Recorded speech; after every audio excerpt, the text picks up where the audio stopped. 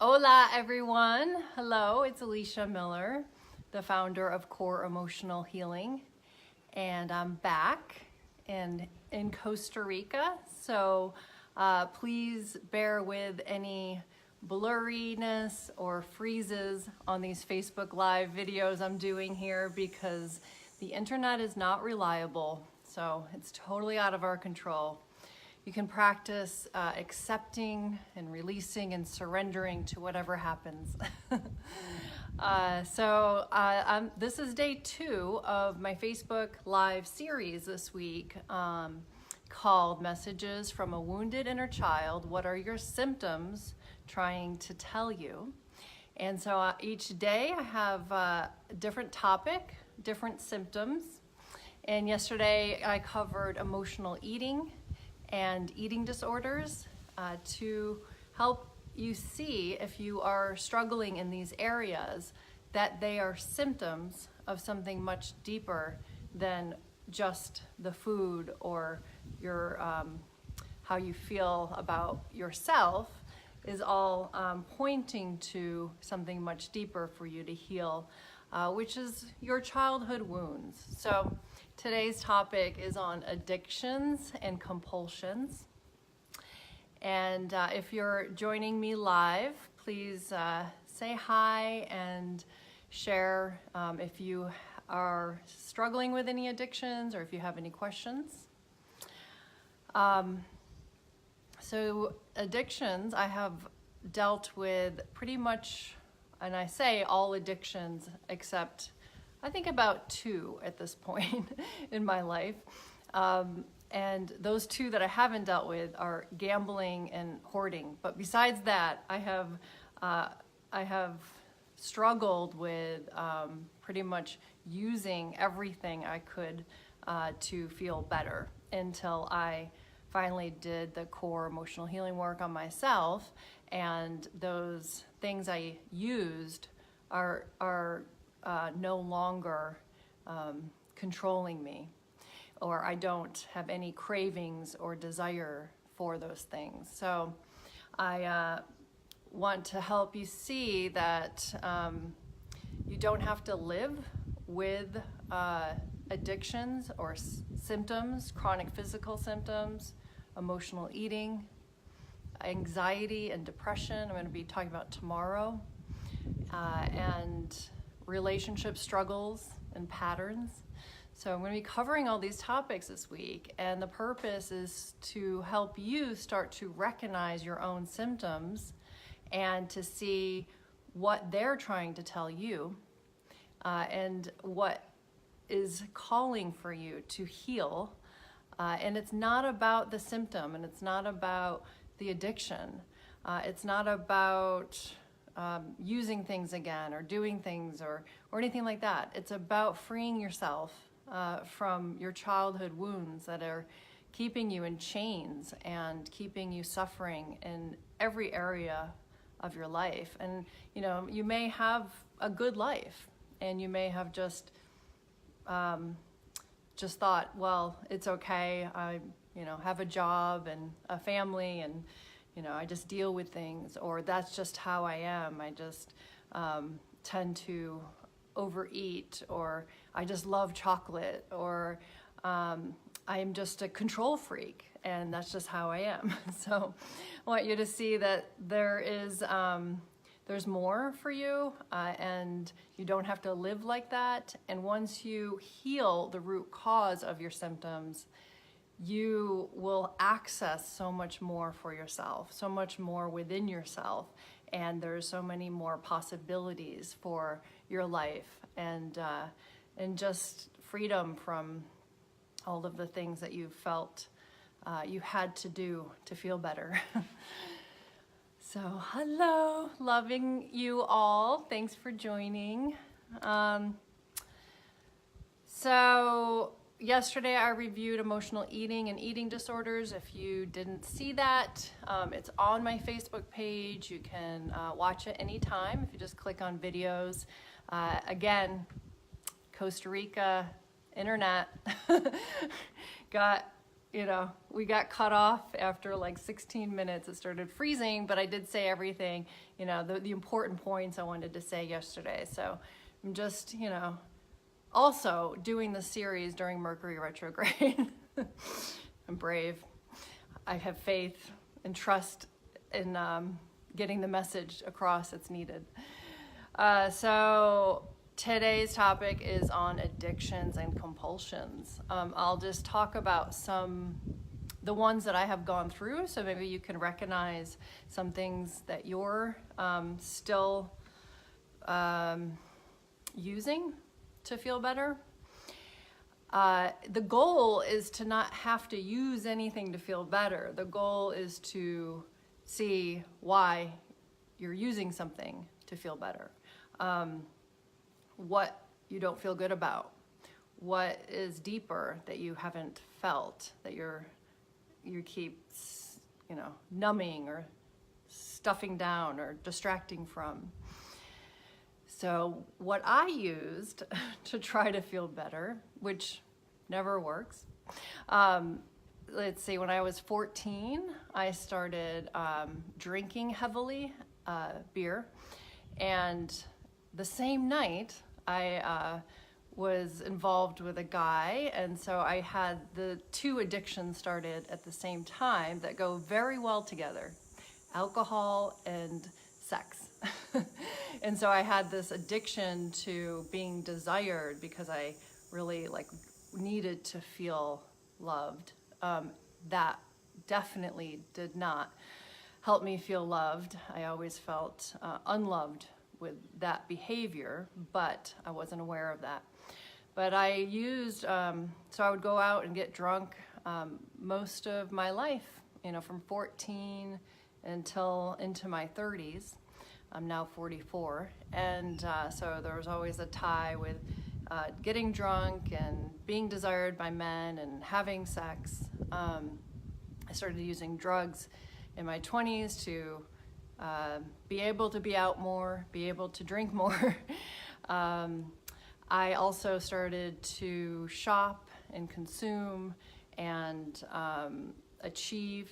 I was a top salesperson for ADP for a few years, opened up divisions. I was important in achieving, and all of that was a part of the addiction I had to make money and to be successful and prove myself, to try to feel better about myself. Now, none of this actually did. I was constantly busy and distracted and drinking and going out and working all the time.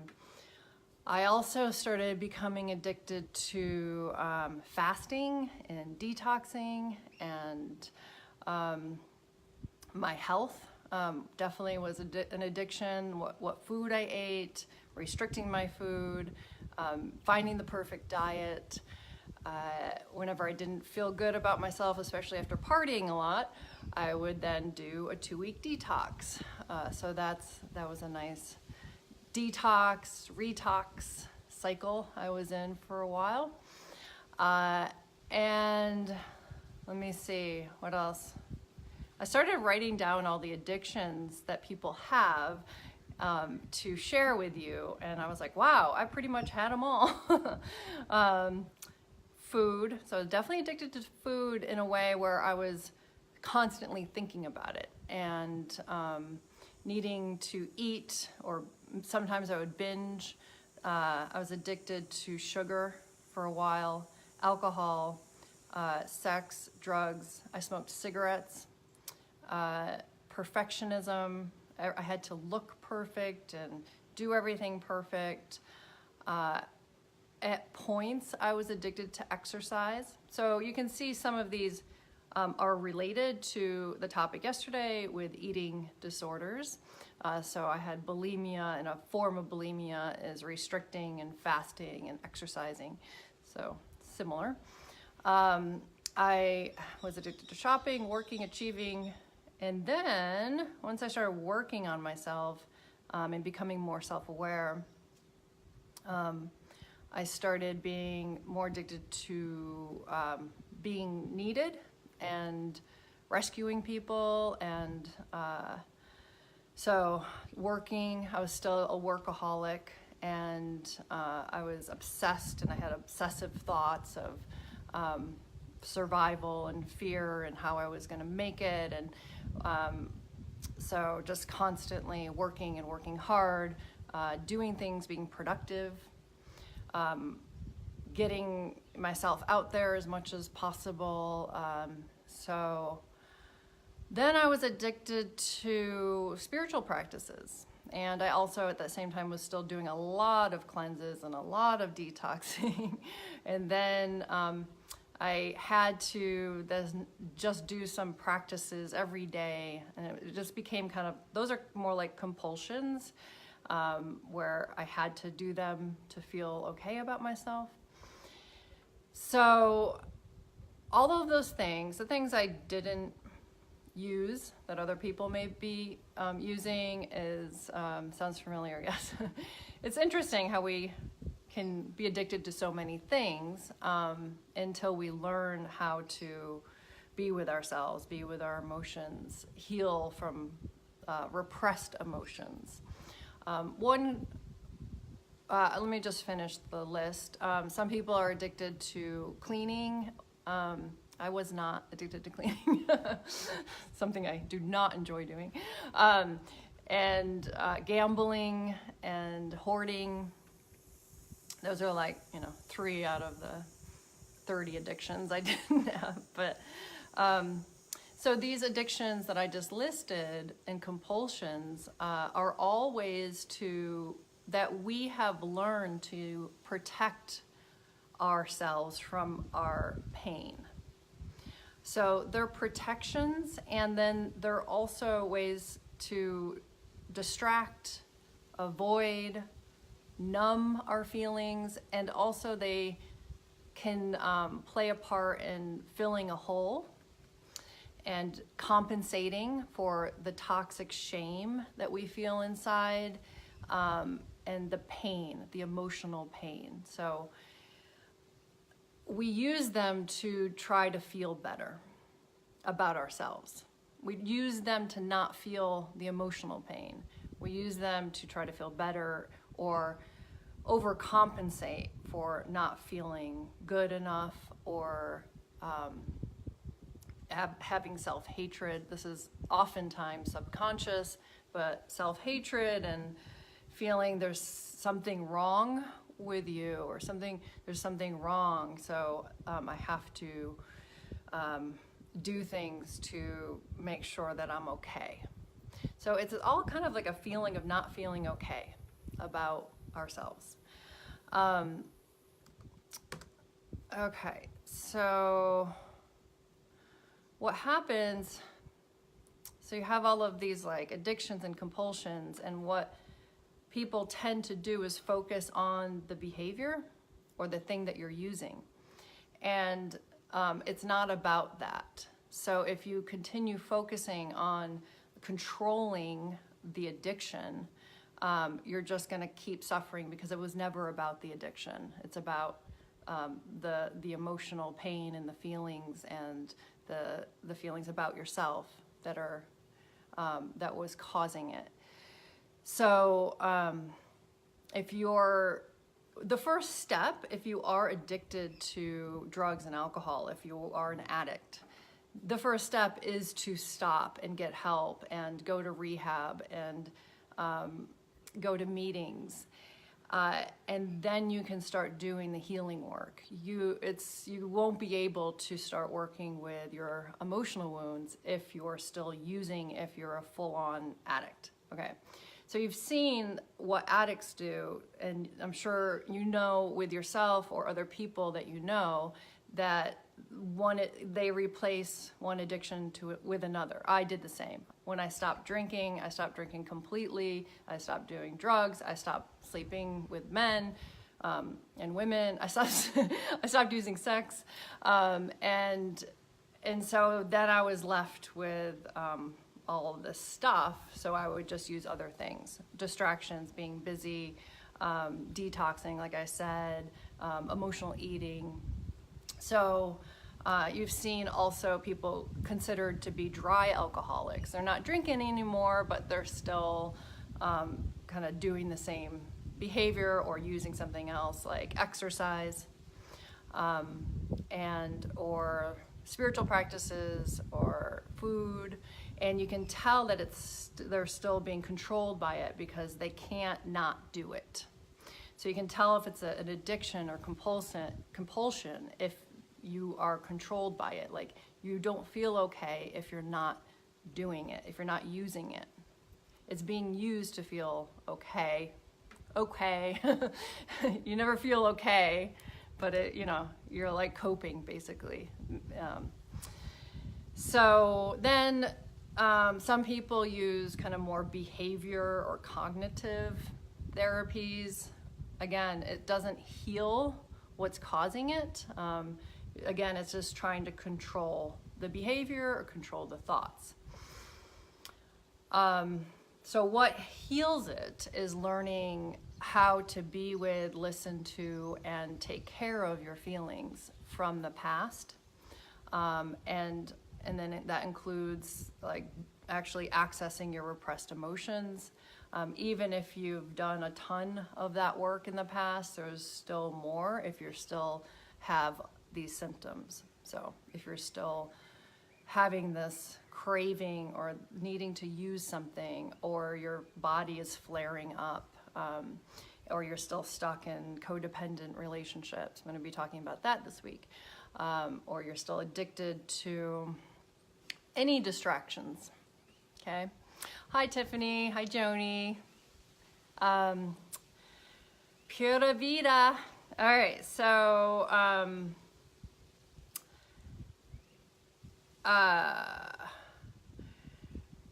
then once you're doing that work and you heal and you feel and you learn how to be with your feelings, and that includes like taking care of your feelings, like what are you feeling? What's being triggered? Where's it coming from? How do you feel about yourself? What relationship are you in? And how is that triggering something in you? Or are you getting your needs met? Are you feeling loved? Are you feeling supported? All of this needs to be addressed to fully heal, and then you won't need to use anything to, and let me clarify, I don't mean fully heal. We're not like fully healed, but you're fully healed in terms of not needing to use anything anymore, and you're able to take care of your feelings on a just an ongoing basis. So with my healing journey, all of those things I used and replaced those things with when I stopped using them, I don't need, there's no desire anymore. I have no desire to feel differently than I do. And even when I'm feeling something intense or sad or whatever, I have no desire to use something to not feel it. It's okay to feel it, Now I do have a drink, and I eat, but I don't emotionally drink or eat, and I don't drink to get drunk. And so I'm not using anything to feel better. I take care of myself. I'm not distracting from what's going on. Okay, I talked about the importance of getting sober if you are an addict. If you're struggling with not drinking, but you're not like drinking all day, my husband and I, Doug is a clinical psychologist, and we do immersions together, and we've worked with people who have something to heal in order to stop using certain things.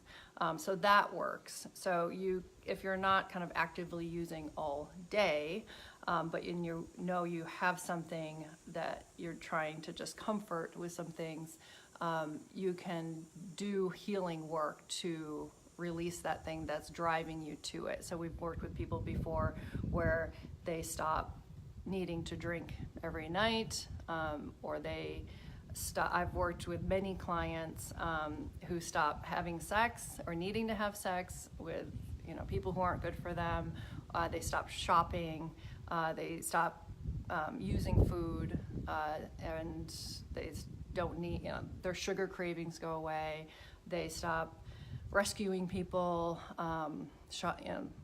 not needing to be perfect or productive, things like that. A question just came in, what about coming off of benzos? Is it very important that you come off them and you're able to function normally, so you're not actually in withdrawal? That can be intense depending on what you've been using and for how long. So as long as you've been under the care of someone, a physician, psychiatrist, that will help you, or even rehab center, then once you're stable enough, you may have, so the reason why you went on them in the first place, or people have gone on a lot of medications, antidepressants and anxiety medications and things like that, is to address a lot of emotional issues. So you may still feel those, whatever you were using them for. So I'm not saying you don't need to be stable in that way, but say you still have anxiety and depression, then that's okay. But if you're able to read and write and do an emotional process, then that's fine. You can work, with this process then. So I hope that answered your question.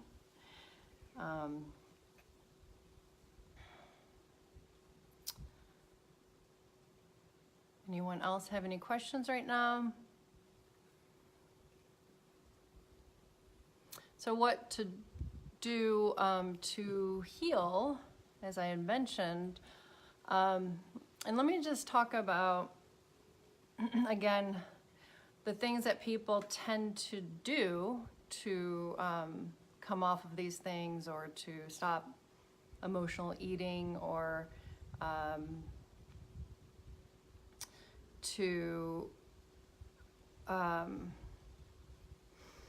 it's again, like the things that typically you're trying to address get focused on, like the symptoms are focused on the treating of symptoms. And so the healing process of your wounded inner child and childhood wounds is about going back to your childhood, working with a professional that can help you, because that was another question that I had written in from someone, is they know it's emotional, and like their physical symptoms and some of these other protections they've been using, and some emotional symptoms, and so now they're just feeling their emotions. Now, feeling your emotions is different than accessing and feeling and releasing repressed emotions. Feeling emotions doesn't necessarily get to what's at the root of these symptoms. Feeling emotions can mean you're just stuck in your triggers of the past that's getting triggered in the present, and you're just feeling emotions.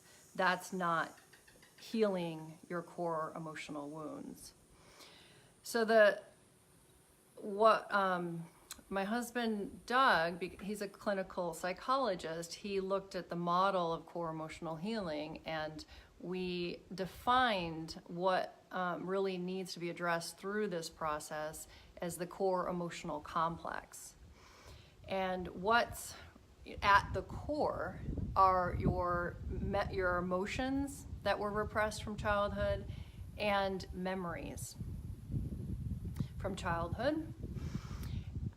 From those core emotional wounds, you then form limiting beliefs about yourself, about love, about life, about support, about other people, relationships, And then from there, it forms adaptations and protections. So what we're talking about right now, those symptoms are, everything I'm not talking about right now is kind of what happens as a result of all this, is the adaptations, protections, and then the limiting ways that you're in relationships, and then your physical symptoms. So in order to shift all of those, you have to go back to the core. And then learn how to heal your wounded inner child, reparent yourself. Then from the emotional releasing, your limiting beliefs shift, but also you'll need to start giving yourself what you need as well. The love and the support and the unconditional love and acceptance, and asking for what you need and setting healthy boundaries to start changing the way you learned to get love to actually what's loving to yourself.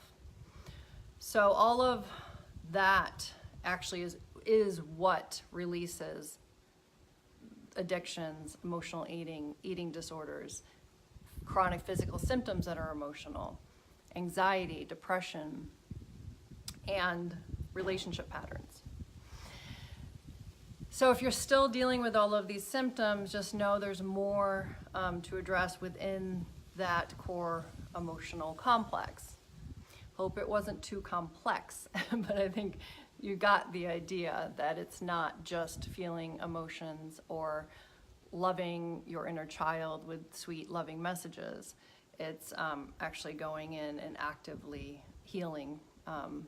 And it does take working with people at some times. I do have a self-study with all of the lessons of the whole process and workbooks and things that you can do. And then there's things, and if you're still dealing with things and you feel like you've done it all, it means there's still more that you don't know, that you need help getting to. So that's when I suggest doing private sessions or doing an in-person immersion. I continue to do this work on myself. I continue to do the immersion work, the experiential therapy with Doug on myself. We both help each other heal. I also go to healers. So this is an ongoing process. You know, even though I'm not using, so the first thing is the symptoms go away when you learn how to be with your feelings and take care of your feelings. Then you're not using anything to feel better. Then the process deepens and more stuff comes up for you to be with. Thanks, Joni. I'm glad it made sense, because it makes sense to me, so I have no idea how it comes across. So that's the process, and I really I really want people to start seeing symptoms. Like, okay, I'm doing this. This is a symptom. I keep doing this. I don't want to keep doing this. And to not think this is who you are. Like, just because your parents were anxious doesn't mean you're just an anxious person. It means that you've got some wounding, and they had wounding, and now it's time to heal it so you don't pass it down and you can live a different life than them. You're not an addict. You're not an alcoholic. You have used these things. I'm not saying for you to go back to drinking. You know, that is definitely a personal choice. And I think it's beautiful to live a sober life and to be fully engaged with life and all of your emotions and other people. I think it's wonderful. But you're not an addict, and you're not an alcoholic, and you're not an emotional eater. You're not a people pleaser. You know, these are all symptoms. So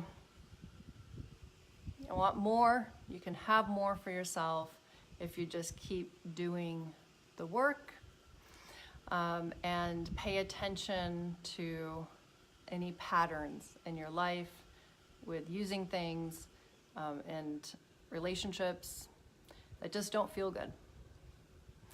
So I'll be back tomorrow. I'm so grateful that this internet worked the whole time today.